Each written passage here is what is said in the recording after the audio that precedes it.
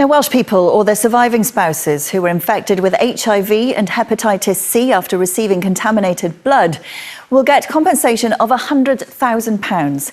It comes after years of campaigning and a wide-ranging public inquiry. But other close relatives, like the parents of children who died, will not currently receive anything, as Stephen Fairclough reports. Haemophilia is a condition which stops blood from clotting properly.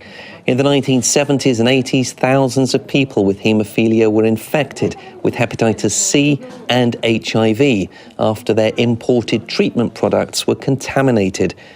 Kirk was infected with hepatitis C at 18 months old and was diagnosed as a teenager. It's left physical and mental scars. He spent years fighting for compensation from his Hemophilia home.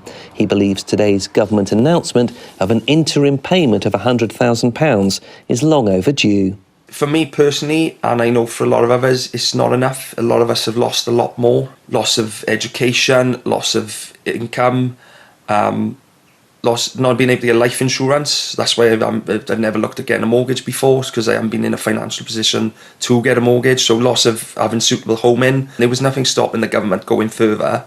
Hundreds of people in Wales were affected. Many have since died. A judge-led inquiry has heard evidence in Wales. It will report fully next year, but has already recommended the interim compensation payment from the UK government, which will be administered in Cardiff Bay. This happened before devolution, so the UK government will be passing on the money to the Welsh government, but we will be administering it. Today's announcement will help to compensate people who have been personally infected and also the spouses of those who have died.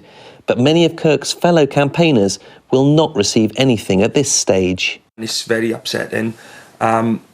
Children who lost parents still don't get any financial support, and parents who lost children. The government have taken the easy option. They could have brought something in.